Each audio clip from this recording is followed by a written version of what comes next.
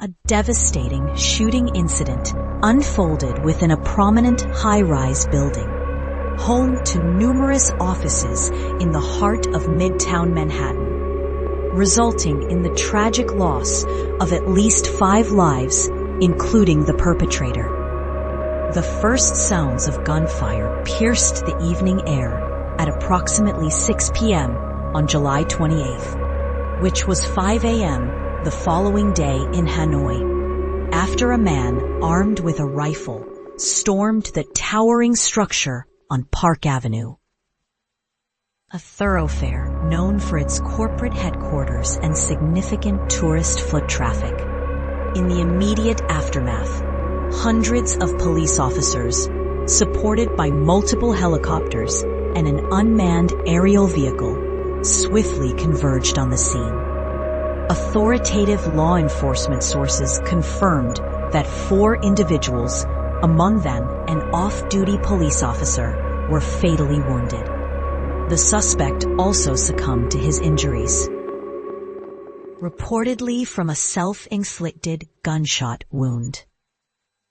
Images released by American media outlets depicted the individual wearing dark sunglasses and a dark-colored jacket, carrying a rifle as he entered the building. According to New York City Police Commissioner Jessica Tisch, surveillance video footage clearly showed the man entering the building's lobby and immediately opening fire on a police officer and other bystanders. The suspect then proceeded towards the elevator area, where he shot a security guard. Before ascending to the 33rd floor, there he shot another person before turning the weapon on himself, firing into his chest. Commissioner Tisch highlighted a peculiar detail. A woman exiting an elevator was reportedly allowed to pass by the suspect unharmed. The weapon utilized in the heinous attack was identified as an M4 rifle. A subsequent search of the suspect's vehicle uncovered a loaded handgun, a rifle case, additional ammunition, prescription medication, and various other items. Sources identified the perpetrator as Shane Tamura, 27 years old, hailing from Las Vegas, Nevada. Police discovered identification documents on Tamura's body, including a valid gun permit. Authorities have stated that Tamura acted alone in this tragic event.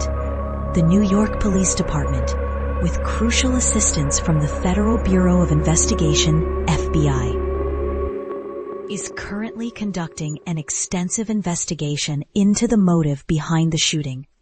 It has been confirmed that the suspect had a documented history of mental illness. One eyewitness recounted the terrifying experience, stating that the suspect moved from floor to floor within the building as office workers were preparing to leave for the day.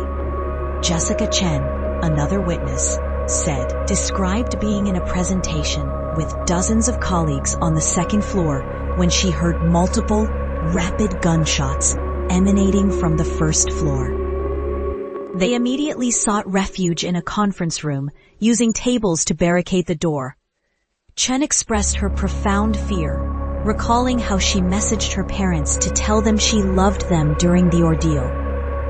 This incident marks the 254th mass shooting in the United States this year, according to data compiled by Gun Violence Archive, a non-profit organization dedicated to tracking firearm-related violence.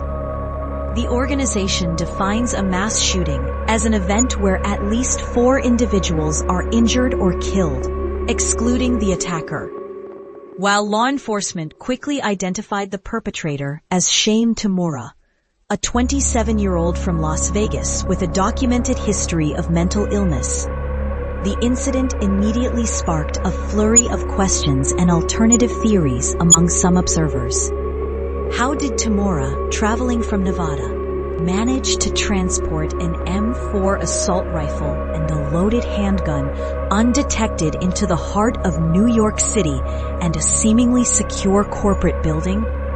This logistical feat alone has led some to speculate about the possibility of an unknown accomplice, or perhaps a more sophisticated network, despite official statements asserting he acted alone. The discovery of prescription medication alongside his arsenal further complicates the narrative, raising inquiries into the efficacy of mental health support systems and whether his actions were solely a product of his condition or influenced by other factors. A particularly perplexing detail was the moment Tamura reportedly allowed a woman to pass unharmed from an elevator.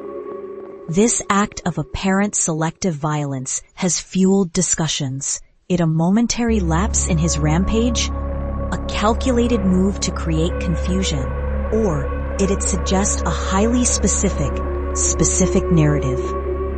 Perhaps personal. Target list that remains undisclosed? The ease with which he entered a prominent Manhattan building with an assault rifle also raises significant questions about urban security protocols, especially in private commercial spaces, prompting some to question if there were systemic vulnerabilities that were exploited.